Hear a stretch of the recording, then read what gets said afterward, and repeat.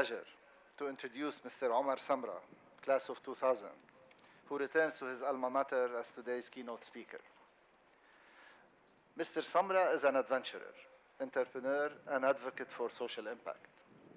He is the first Egyptian to climb Mount Everest and complete the 7 Summits Challenge, later achieving the Explorer's Grand Slam by reaching the North and South Poles. After studying economics at AUC and earning a Master's of Business Administration from the London Business School, Mr. Samra worked in investment banking. However, a transformative cycling trip in Spain led him to pursue his passion for exploration. He founded Wild Guanabana, a company specializing in adventure travel, and co-founded Marwa Fayet's Toy Run, a nonprofit dedicated to helping children in need. Beyond his achievements in exploration and business, Mr. Samra is an advocate for environmental conservation, refugee rights, and education. He has worked with the 2041 Foundation to raise awareness about protecting Antarctica and promotes sustainability in all his initiatives. In recognition of his work, he received the 2008 Young Alumni Achievement Award at the Alumni of the Year Award by Economics and Business faculty. We are very proud to have him back at AUC. Please join me in welcoming Mr. Samra to the podium to deliver his speech.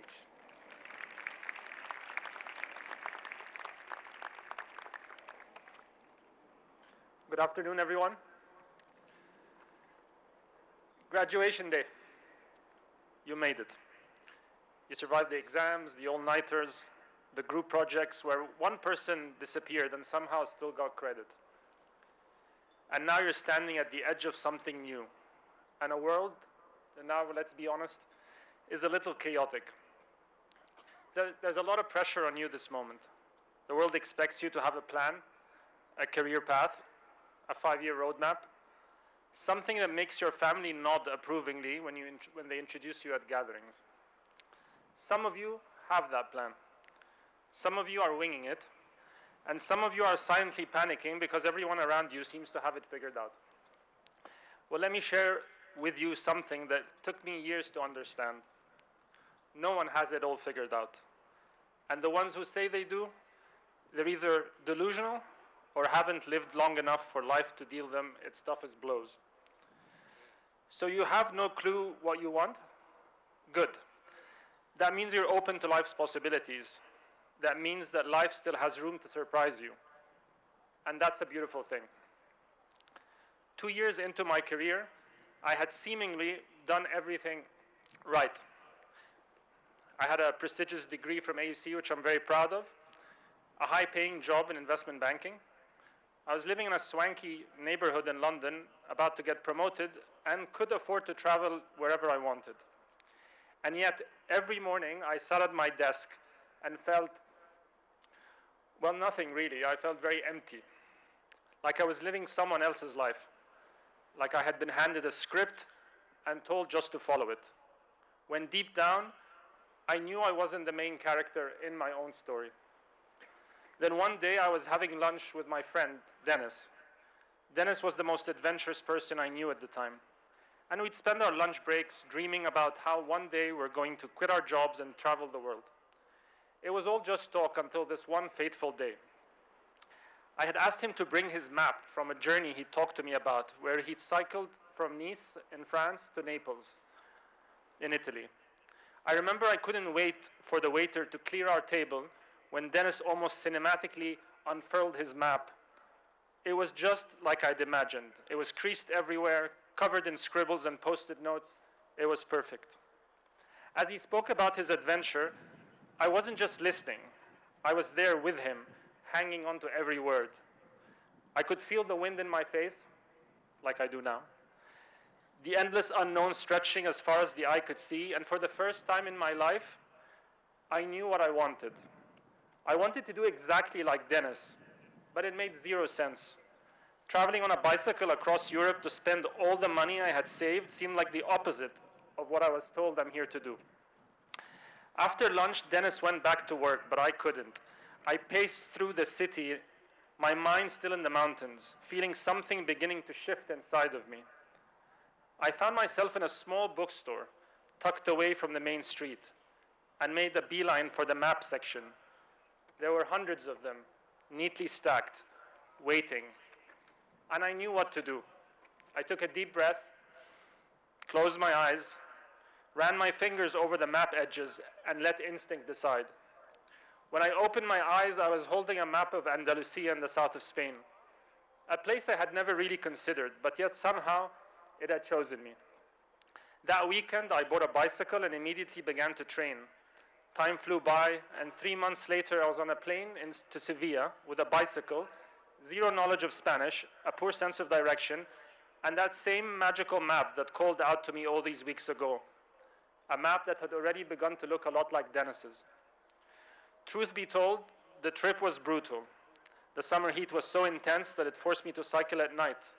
I got lost in remote villages, I was chased by wild dogs, but finally, after days of climbing steep hills, I reached the journey's highest point and began down a 37-kilometer descent.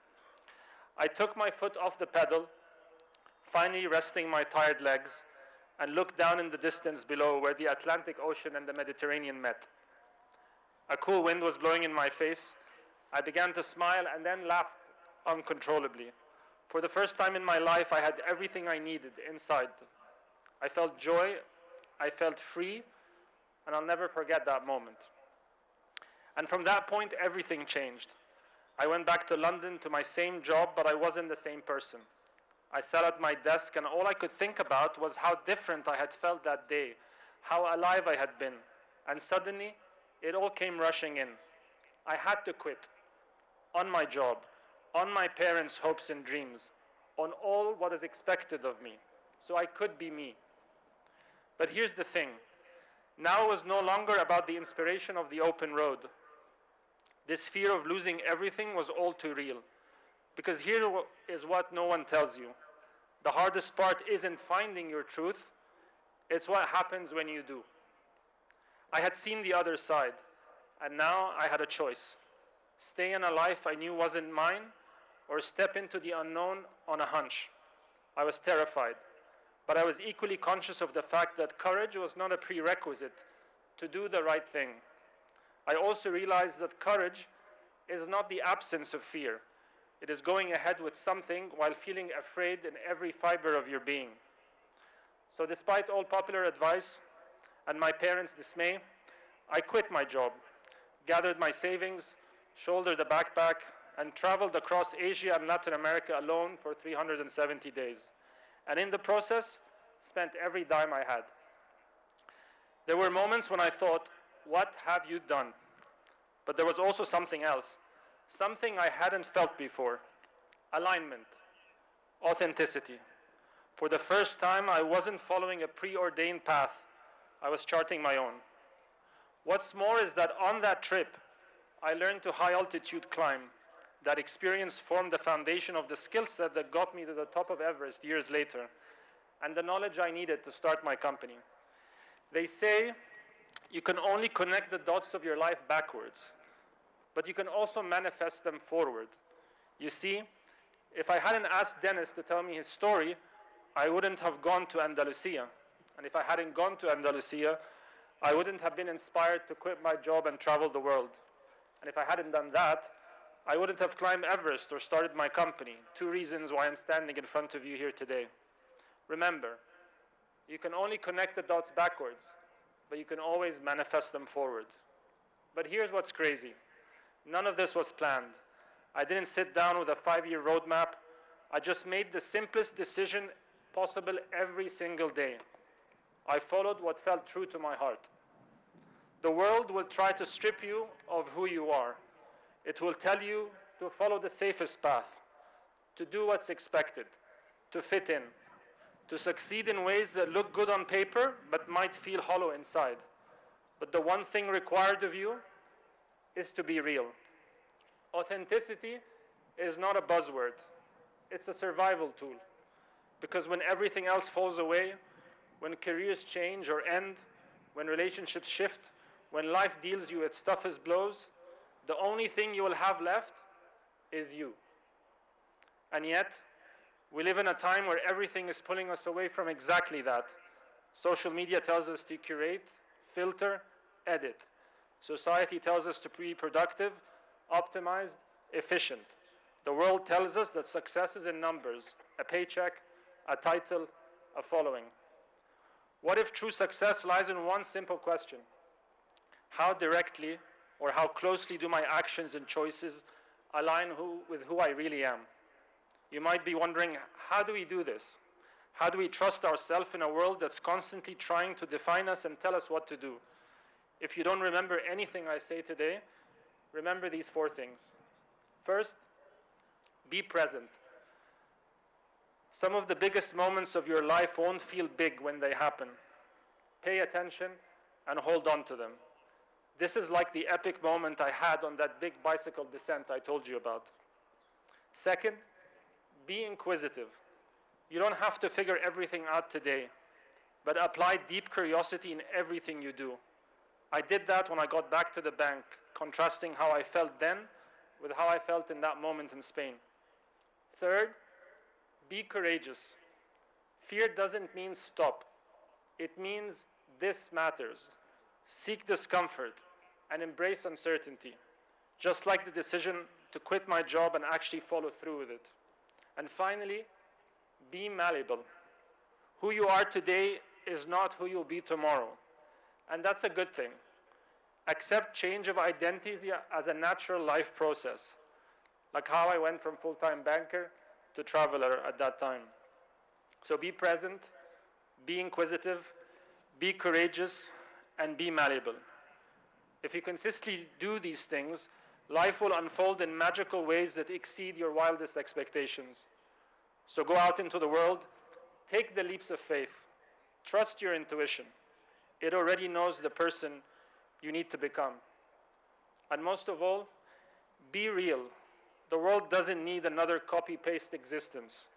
It needs you, all of you. The you that is fully, unapologetically, authentically you. And whatever you do when you leave this amazing celebration, please keep Palestine in your heart. And remember that none of us can be free unless we all are. Thank you. Congratulations, class of 2025. The world is waiting for you. Make it count. Thank you.